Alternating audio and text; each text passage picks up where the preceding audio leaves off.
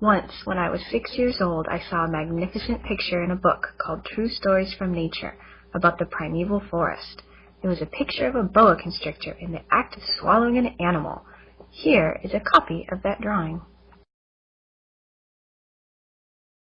After pondering the adventures of the jungle and some work with colored pencils, I succeeded in making my first drawing. Drawing number 1. It looked like this. I showed my masterpiece to the grown-ups and asked whether the drawing would frighten them. And they answered, "Frightened? Why should anyone be frightened of a hat?" But my drawing was not a picture of a hat. It was a picture of a boa constrictor digesting an elephant. But since the grown-ups were not able to understand it, I made a second drawing, my drawing number 2, and it looked like this. In the course of my life, I have met a great many people, all who have been concerned with matters of consequence. And when I have met any that seem at least a little clear-sighted, I show them my drawing number 1 as an experiment. And they always say, "That is a hat." And so I lived my life alone without anyone I could talk to until I had an accident with my plane in the Sahara Desert 6 years ago. Something had broken in my engine and I was all alone to fix it.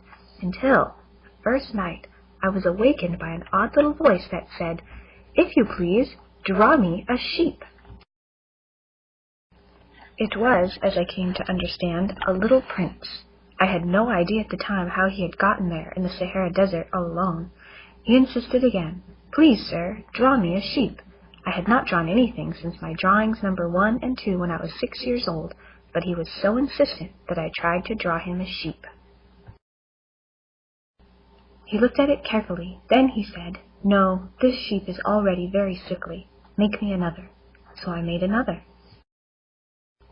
He smiled indulgently at me. "You can see for yourself," he said. "This is not a sheep. This is a ram. It has horns." So I did my drawing over once more, but it was rejected too, just like the others. "This one is too old. I want a sheep that will live a long time." By this time I was frustrated and in a hurry to start taking my engine apart, so I made this drawing and threw an explanation with it. "This is only his box. The sheep you asked for is inside." I was very surprised to see a light break over the face of the little prince. "This is exactly what I wanted." And that is how I came to meet the little prince. "Does the sheep eat plants?" the little prince asked. "Because I have baobabs on my planet and I have to weed them all the time. The sheep could help me and eat them." I explained to the little prince that baobabs are huge trees and it would take a herd of elephants to eat them. The little prince giggled. "My planet is too small for a herd of elephants. They would have to be stacked on each other to fit." The little prince pointed out that even the biggest trees are, at one time, seeds, and getting rid of baobab seedlings is a full-time job for him. And so I have made this drawing as a lesson of what can happen if the danger of the baobab is neglected. On the 5th day, the little prince had a question. "Does a sheep eat a flower, even flowers with thorns?" "Of course," I replied. "Then what use are the thorns?" the little prince asked. The little prince was very upset for the safety of his flower. "Don't worry," I said. "I'll draw a muzzle for your sheep."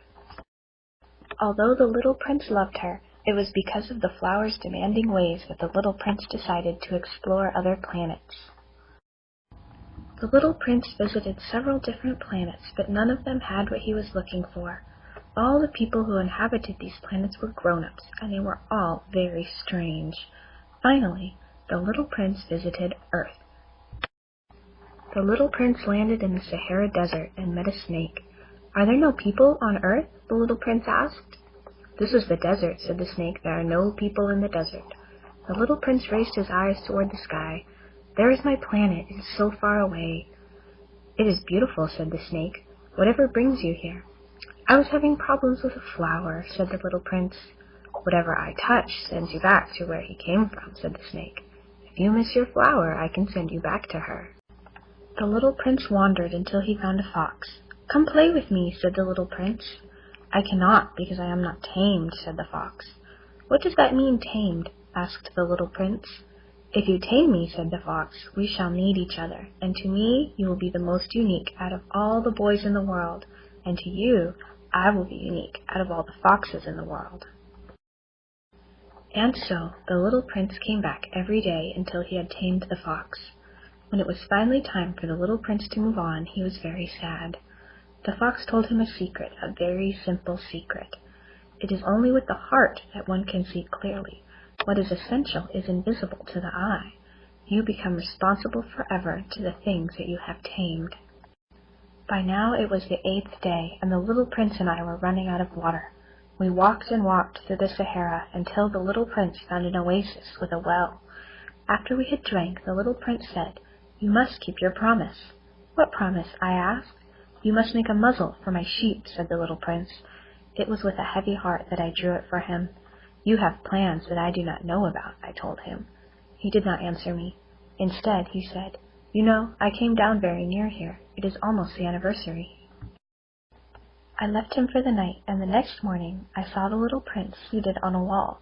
He was talking to someone.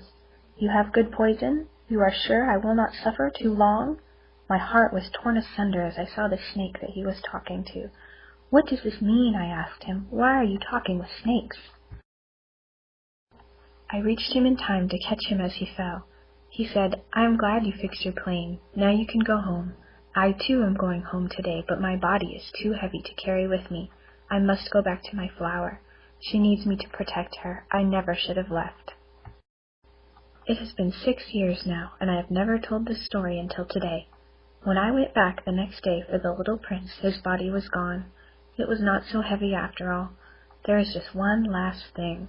When I drew the muzzle for the sheep, I forgot to add the strap to it, and the little prince would never have been able to fasten it. So now I always wonder, has the sheep eaten the flower?